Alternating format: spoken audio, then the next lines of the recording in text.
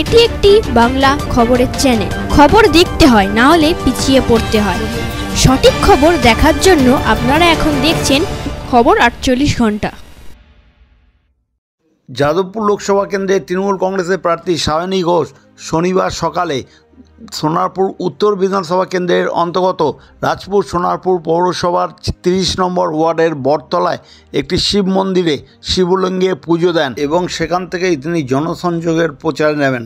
এই সম্বন্ধে যাদবপুর লোকসভা কেন্দ্রের বিজেপি প্রার্থী ডক্টর অনির্বাণ গাঙ্গুলি শনিবার বিকালে সোনারপুরে রেল কলোনিতে একটি বিজেপির ওবিসি মোর্চার সম্মেলনে এসে তাকে প্রশ্ন করা হয় যে তৃণমূল কংগ্রেসের প্রার্থী শিবলিঙ্গে পুজো করছে, সেই সম্বন্ধে কি বলেছে সাংবাদিকদের তা শুনুন একমাত্র খবর 48 ঘন্টার পর্দায়।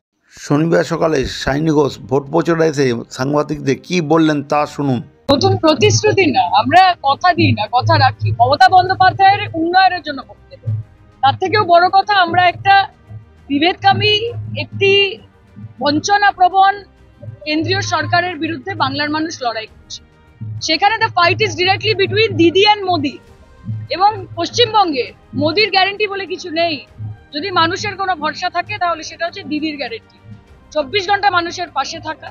এবং মমতাদি যখন সেটা করেছে, আপনারা দেখেছেন যে আমাদের বিধায়ক থেকে শুরু করে, আমাদের কাউন্সিলর থেকে শুরু করে, আমাদের গ্রাম পঞ্চায়েতের পুরো সিস্টেম থেকে শুরু করে নেতৃত্ব অব্দি সাংগঠনিকভাবে তারা 365 দিন মানুষের পাশে থাকে। কাকে পাওয়া যায়নি, কি হয়নি না হয়নি, সেটা that is not my look out. তবে সায়নী ঘোষ 3 বছর ধরে মাটি কামড়ে রাজনীতি করছে।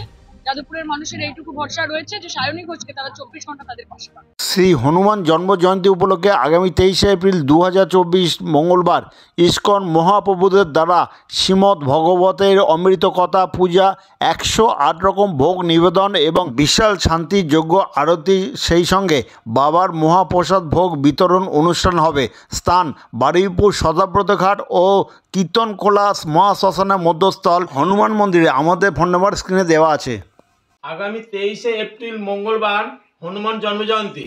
এই উপলক্ষে 22 এপ্রিল ও 23 এপ্রিল হনুমান মন্দির, স্থান সদাব্রত ঘাট ও কীর্তনখোলা মধ্যস্থলে দুদিন বিশাল মেলা। এই মেলা উপলক্ষে আগামী 22 এপ্রিল সকাল 9টায় 108 কলসি জল দিয়ে প্রভুর মহাস্নান এবং 23 এপ্রিল ইস্কনের প্রভুর দ্বারা সকাল থেকে সন্ধ্যা পর্যন্ত ভগবতের অমৃত কথা, 108 ভোগ নিবেদন, সাধুগুরু বৈষ্ণবদের মহাপ্রসাদের ব্যবস্থা এবং ভক্তদের মনস্কামনা ও শান্তিযোগ্য। আপনাদের উপস্থিতি ও সহযোগিতা আমরা একান্তভাবে কামনা করি।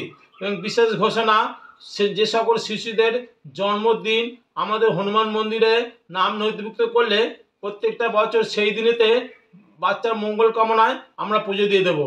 তপন শাহ যখন আসে এরা তখন মন্দির ছোটে।